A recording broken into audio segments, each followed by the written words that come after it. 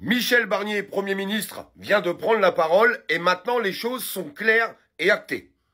Alors bien sûr, il a essayé de faire la pleureuse en passant à TF1, en essayant de faire pleurer dans les chaumières, en expliquant que si le budget passait pas, ça serait une véritable catastrophe et une honte. Mais la véritable honte, c'est ce budget qu'on veut faire passer aujourd'hui en France avec une augmentation des impôts, une augmentation des taxes et une baisse de nos droits sociaux.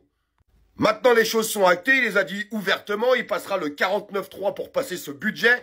Bien sûr, il y aura une motion de censure qui sera votée par la gauche, car ça a été annoncé, et par le Rassemblement National, car le Rassemblement National a dit que si Michel Barnier ne revenait pas en arrière sur tout ce que demandait le Rassemblement National, il voterait cette motion de censure. De toute façon, tous les partis d'opposition qui ne voteront pas cette motion de censure seront des traites.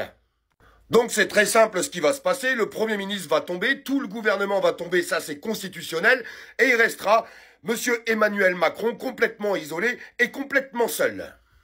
Alors Macron avait déjà mis 60 jours pour trouver un nouveau Premier ministre, je peux vous assurer que là il est dans la panade complète, parce qu'un Premier ministre il n'en retrouvera pas. Il faudra tous appeler à ce moment-là à la démission d'Emmanuel Macron, d'ailleurs plein de politiques sont en train d'envisager ce scénario. Alors, par une démission d'Emmanuel Macron ou par un référendum populaire, c'est dans les tuyaux. De toute façon, je ne vois pas comment il pourrait gouverner ce pays, car même s'il remettait en place un nouveau gouvernement, il serait de nouveau censuré et le pays n'avancera pas. Donc, au bout d'un moment, il faut prendre sa valise et se casser.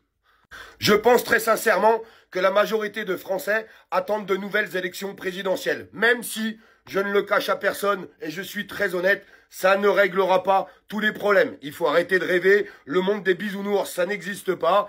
Et malheureusement d'ailleurs, dans tous les partis qu'on peut constater aujourd'hui, personne veut réellement, dans les partis qui sont en tête de liste, personne ne veut réellement sortir de l'Europe. Alors je dis pas qu'il faut sortir de l'Europe brutalement, mais ça serait pas mal que les partis politiques envisagent ce scénario, car aujourd'hui l'Europe, à part nous coûter de l'argent et nous imposer de nouvelles directives toutes les semaines, c'est tout ce qu'ils font. Ça nous rapporte strictement rien. On le voit aujourd'hui avec les agriculteurs, mais à travers toutes les nouvelles normes. Les voitures qui pourront plus rouler au mois de janvier, celles qui sont antérieures à 2005, et j'en passe et des meilleures. Bref, je pense qu'il est grand temps qu'Emmanuel Macron prenne ses valises avec tous ses petits copains, tous ces gens qui ont écroulé ce pays économiquement, fiscalement et socialement. On en est là aujourd'hui et que les Français attendent de nouvelles élections présidentielles pour un nouveau départ.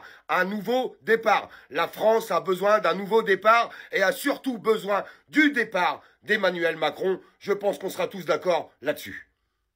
N'oubliez pas de vous abonner à la page, de liker la vidéo, surtout la commenter et la partager pour que ça puisse tourner un maximum. Courage à tous, parce que avant les fêtes de Noël, ça risque d'être mouvementé, mais alors après, encore pire.